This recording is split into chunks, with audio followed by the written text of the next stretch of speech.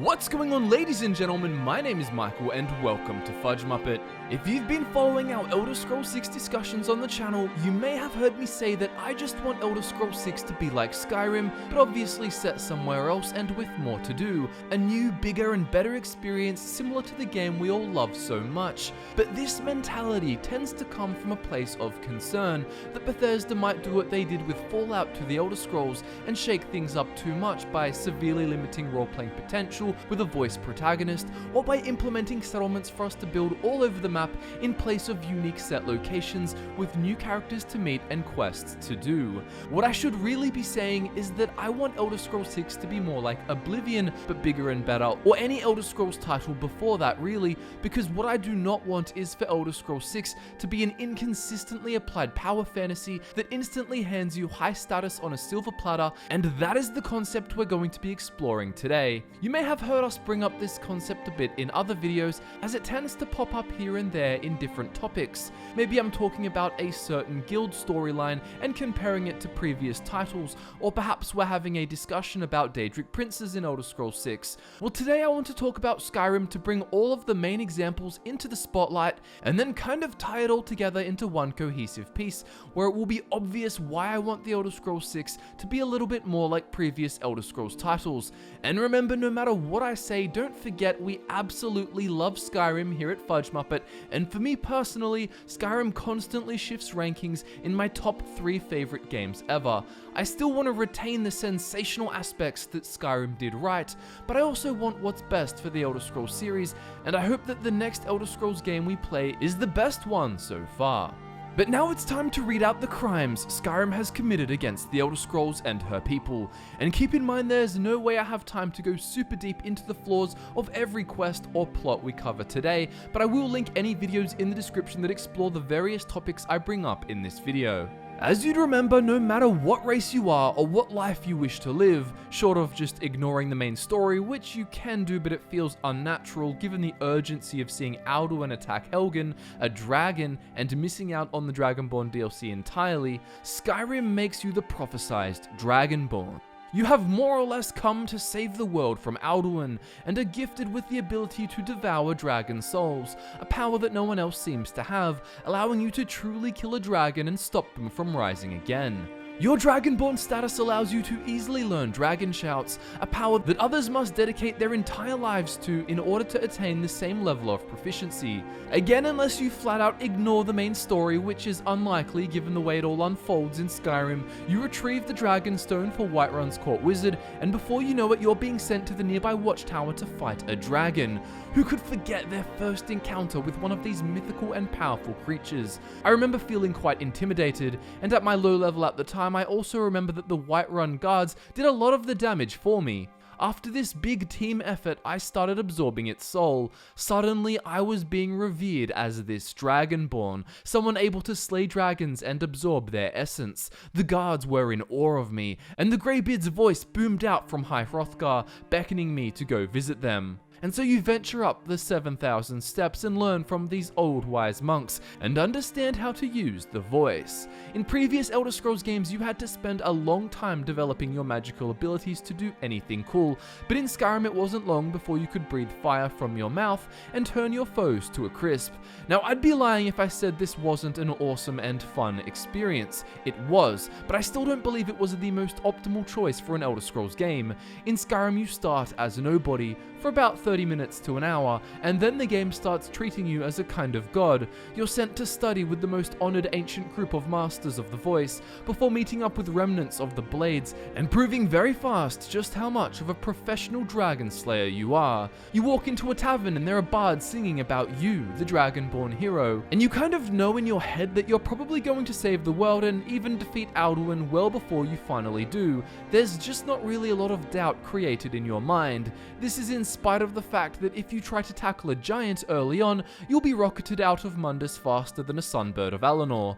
I mean, you probably barely survived the frost troll on the way to High Hrothgar without some heavy assistance from Lydia. Lydia being your companion who has sworn her life to protect you due to the fact that you were already made Thane of all of Whiterun Hold due to the dragon you fought on Balgruuf's orders, despite the fact that you may not have even done most of the damage. I don't think anyone watching this video needs convincing that Skyrim is a game that makes you the predestined savior of the world, and we'll talk about the issues with that soon and the potential implications if something similar is done in Elder Scrolls 6, but first let's just look at how outside of the main story, almost all of the factions in Skyrim make you out to be some sort of chosen one as well. So in Skyrim there are 4 main factions you can join, obviously not including the Civil War, that revolve around your playstyle. So there's the College of Winterhold, the Thieves Guild, the Companions Guild, and the Dark Brotherhood. Every single one of these guilds makes you someone special straight away, and just like the main story, this high status is given to you or implied about you in spite of your actual performance, and even completely disconnected from the Dragonborn prophecy.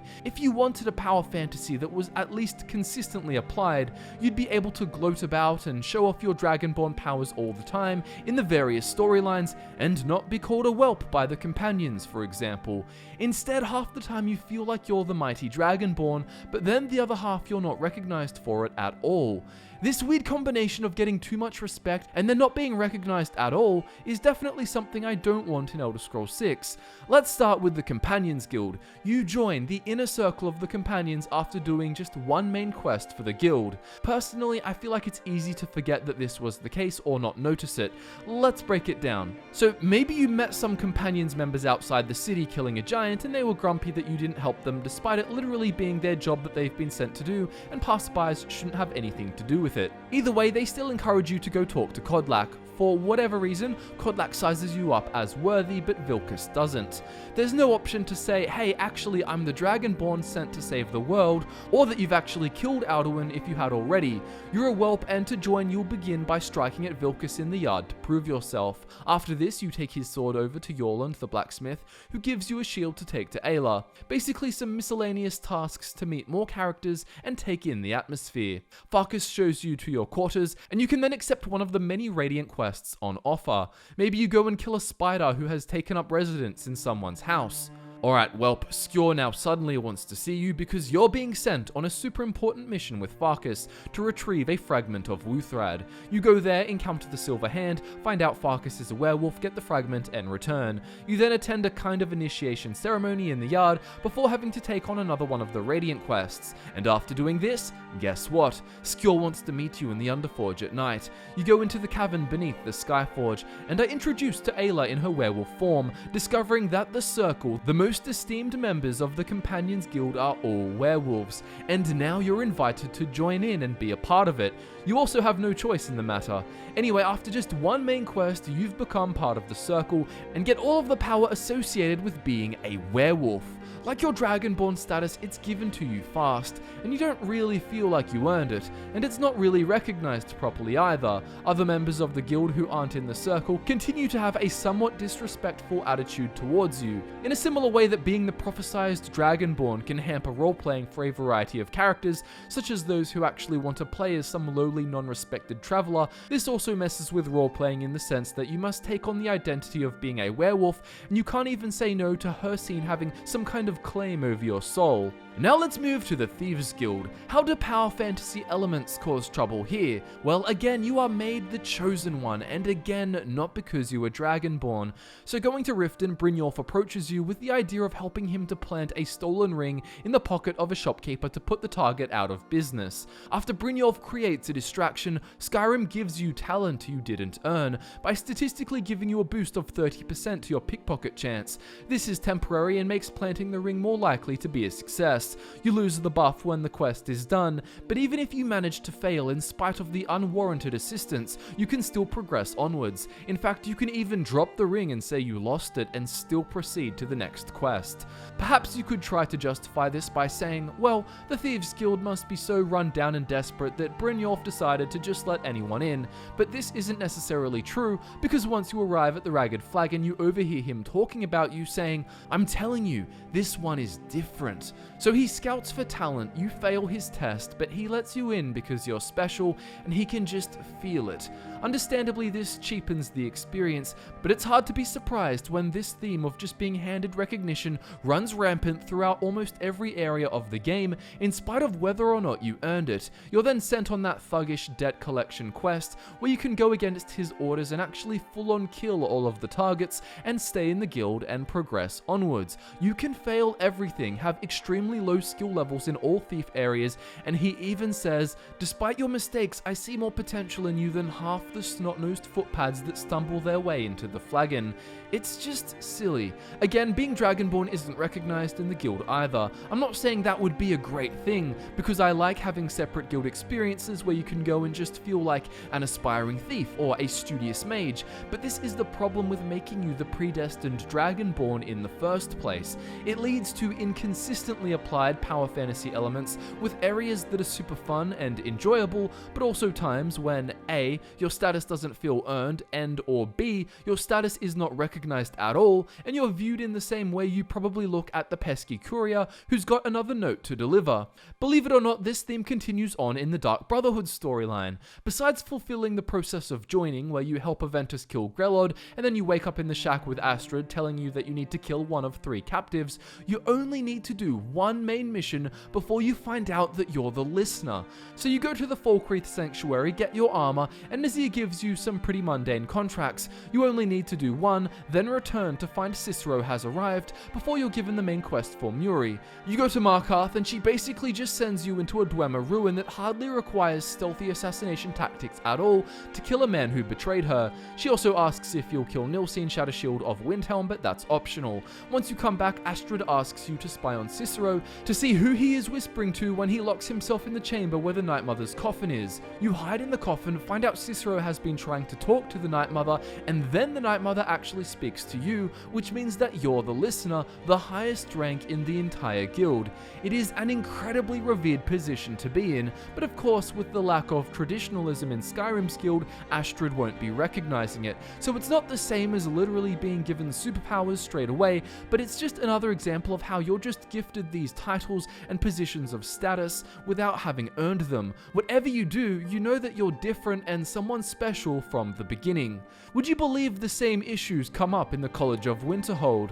Well, as the Skyrim guild that gets the most critique from Elder Scrolls fans, perhaps you would. When arriving at the College of Winterhold, you must prove yourself to get in, but if you're forced to go there in your main story search for an Elder Scroll, you can use your Dragonborn status to get in. Options like this would be perfect if Bethesda had implemented them more consistently and actually gave them impact, but it's not overly helpful in this case as the college doesn't treat you any differently. You'd think they'd be desperate to research your power or something like that. Anyway, there's plenty of things that don't make sense in the college story, such as sending a novice into a Draga-filled crypt, and for more analysis on that you can click the link to the video about it in the description, but in this video the main thing to point out is the Psijic Order. Members of the Psijic Order appear to you throughout the storyline, literally telling you how you're going to win. Yet again, you are quickly informed that you are some kind of chosen one, predestined to succeed.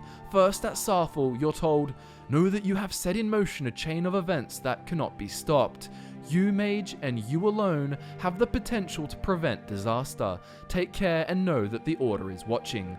You'd think that the Psijic Order could help a bit more considering they have the best mages in Tamriel, though they say that the future is as obscured to them as it is to you, but also at the end of the plot that a great many things obscured to you are quite clear to us.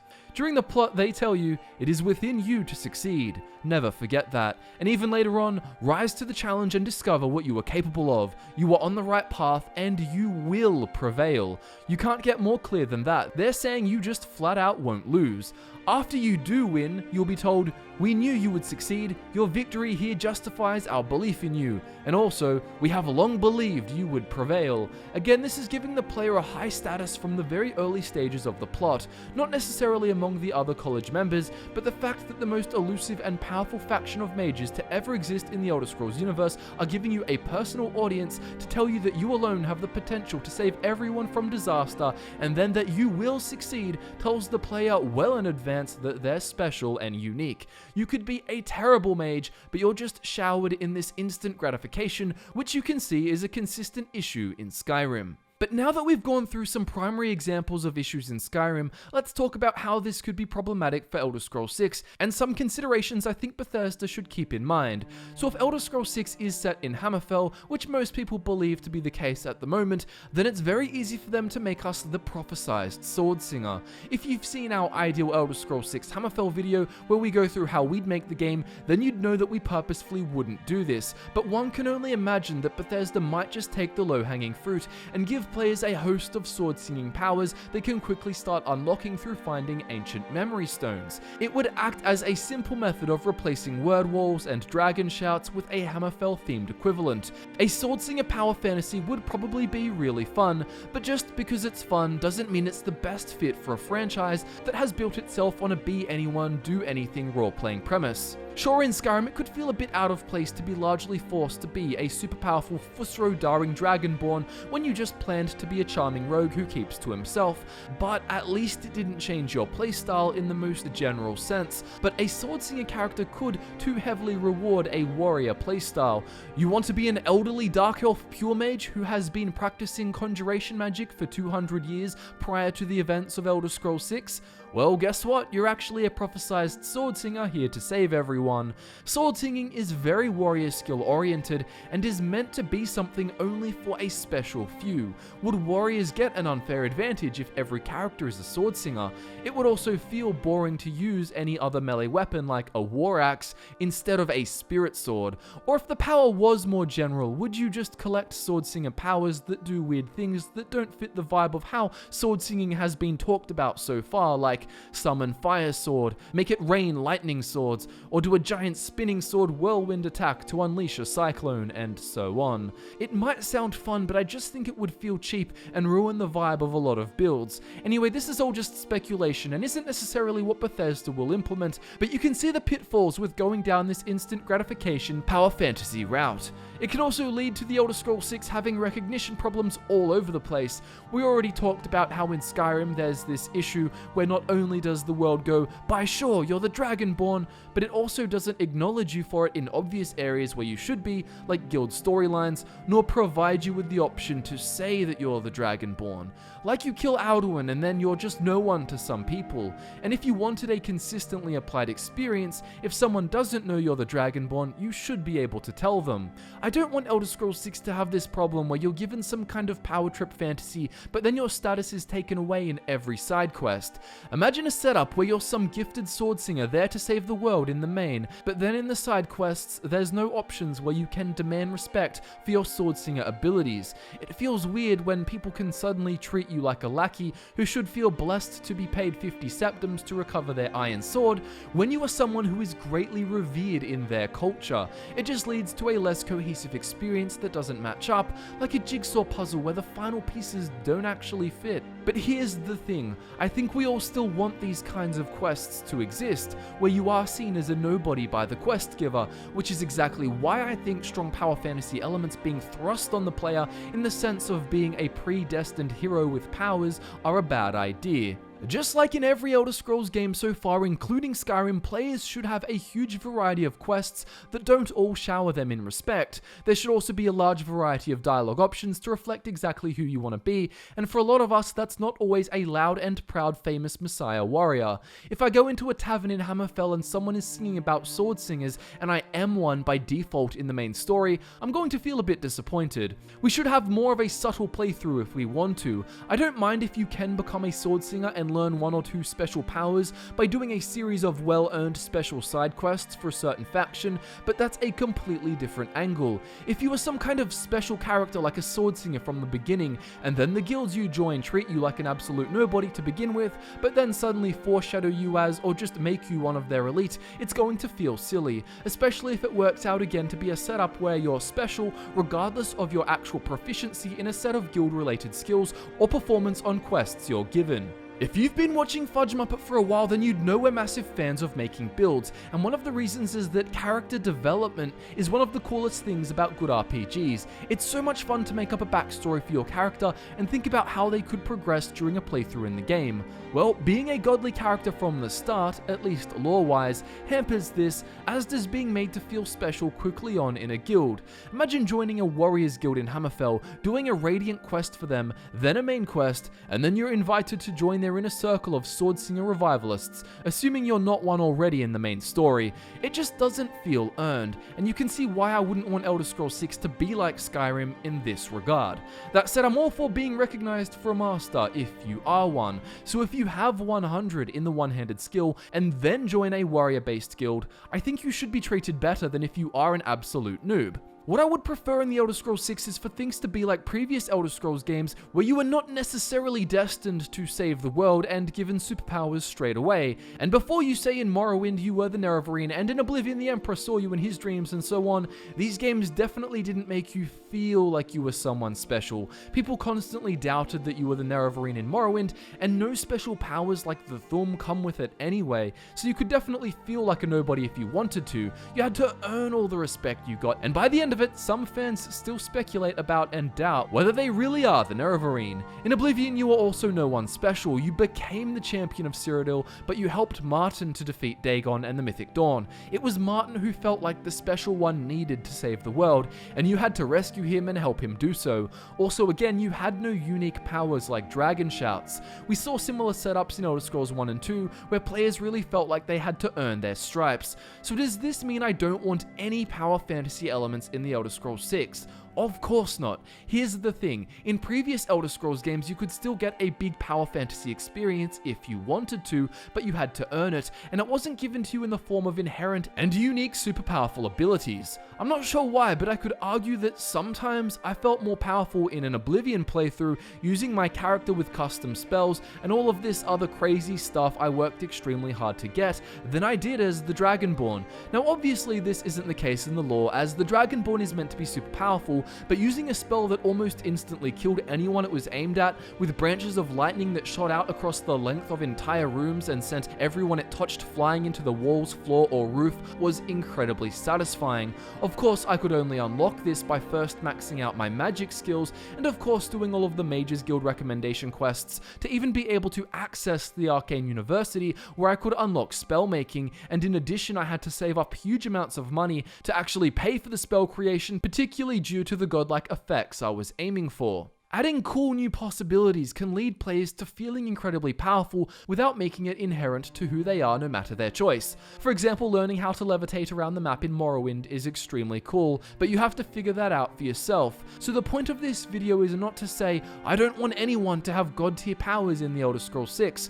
I still want to be able to feel like a superhero, but I want to earn it, and I think it works best when you have to grind to achieve great powers if you want them, which can then be used in gameplay and don't necessarily need to be written into the default lore of who your character is. In this way, each playthrough can feel distinctly unique in terms of what character you're playing and what amazing powers they possess, because it's simply based on what they earn. In Skyrim, you can be a master thief, an archer with pinpoint accuracy, an unkillable warrior, or a puppet master mage, and this is great. You should be able to explore many powerful avenues, but let's take all of the different playstyle possibilities and enhance those with new spells, new perks, and new mechanics, and so on, so that there's actually more variation in character builds and role-playing potential, without needing to give every character a set superpower that defines them as a legend, but then feels weird in the times where it's straight up not acknowledged. I think a good way to frame things is that no matter how much power you earn, and you should be able to attain a lot if you try hard, the world should always feel bigger than you versus revolve around you. Now, I'm not saying everything in Skyrim revolves around the Dragonborn, but a whole lot is related to it, versus previous Elder Scrolls games where you feel more like a stranger who rose to the challenge, unsure if they really were the hero everyone needed to save the day. For recognition, it also helps to have an improved disposition system so that people in the world will treat you differently based on what they know about you, and it should feel realistic too, so that guards don't know you're the listener of the Dark Brotherhood or just size you up as being a conjuration master for no reason. In fact, if things are done more like the Elder Scrolls titles before Skyrim, then most NPCs won't really really know who you are at all. Only some people would, particularly important people who have enlisted your help. In conclusion, I don't want Elder Scrolls 6 to be like Skyrim, in the sense of it feeling like an inconsistently applied power fantasy handed to you on a plate versus you earning it in a number of different ways. I would prefer less hand-holding and less instant gratification, but also even more potential for doing incredibly skillful or high power level type stuff that you have to grind to get by fleshing out the skills, perks, magic, and other character build areas of the game. I would love to hear what you think of this in the comment section below, and if you want to reach out to myself, Scott, or Drew, our Twitter links can be found in the description. Thank you so much for watching the video. It's always nice to be able to talk about something I'm so passionate about and to create a discussion around the future direction of the Elder Scrolls games. Please like the video if you think it deserves it. My name is Michael, and I look forward to nerding out with you again very soon.